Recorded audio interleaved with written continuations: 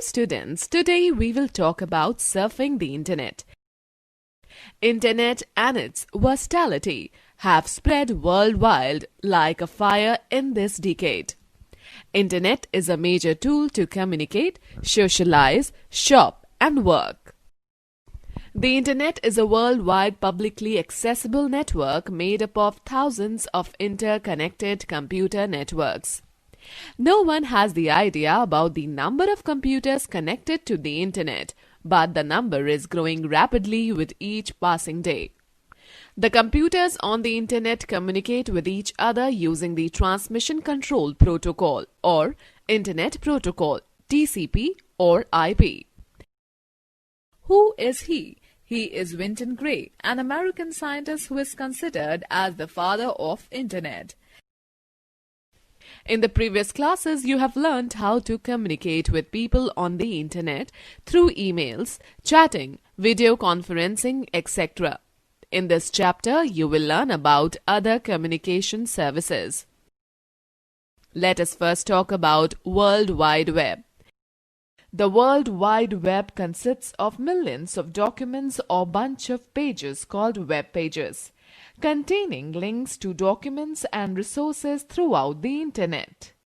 The World Wide Web, abbreviated as the W3 or WWW, was developed in 1989 by Tim Berners-Lee in Switzerland. The initial purpose of the web was to use networked hypertext to facilitate communication among its members. A rapid growth in the number of both developers and users led to incorporation of graphics, videos and sounds.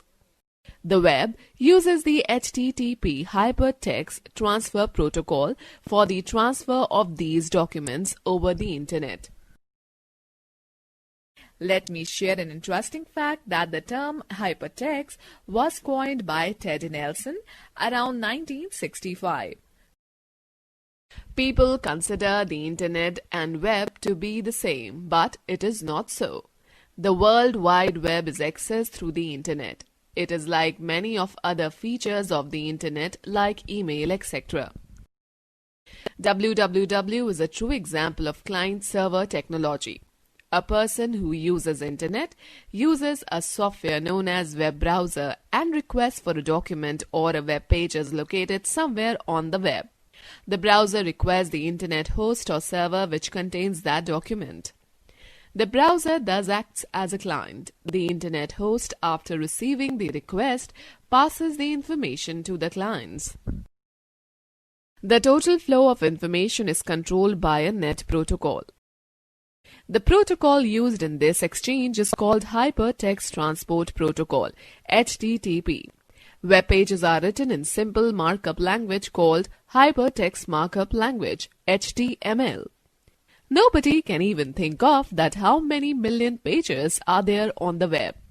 They are made by individuals, organizations, or the other one who wants to publish them. Students, do you know what web browser is? A browser is a software program that allows user to access and navigate the World Wide Web. Now let us talk about multimedia. The web has become a broadcast medium where we can listen to audio and enjoy video, both pre-recorded and live. For example, you can visit the sites of news organizations and view the same video shown on the news. Several plugins are available for viewing these videos. Earlier, the entire multimedia files, which used to be quite large and took time in downloading, had to be downloaded before viewing. This problem has been solved by a revolutionary development in multimedia capability. Streaming media. In this case, audio or video files are played as they are downloading or streaming into your computer. Only a small wait called buffering is necessary before the file begins to play.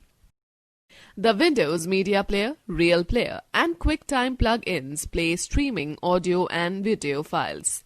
Extensive files such as interviews, speeches, hearings, and televised video clips work very well with these players. They are also ideal for the broadcast of real-time events. Shockwave and Flash are plugins that offers the creation and implementation of an entire multimedia displays, combining graphics, animations, and sounds. Live cams are another aspect of the multimedia available on the web. Live cams are video cameras that send their data in real time to a web server. Students, now we shall talk about real-time communication. Text, audio, and video communication can happen in real time, online, on the web. These capabilities allow people to conference and collaborate in real time. At its simplest, chat programs allow multiple users to type to each other in real time. More enhanced real-time communication offers an audio and a video component. The real-time communication tools include chat, where we type in real time; audio, where we can conduct a telephonic conversation on web; video, where you can view your audience; file transfer, where we can send files back and forth among participants; document or application sharing. View and use a program on another's desktop machine.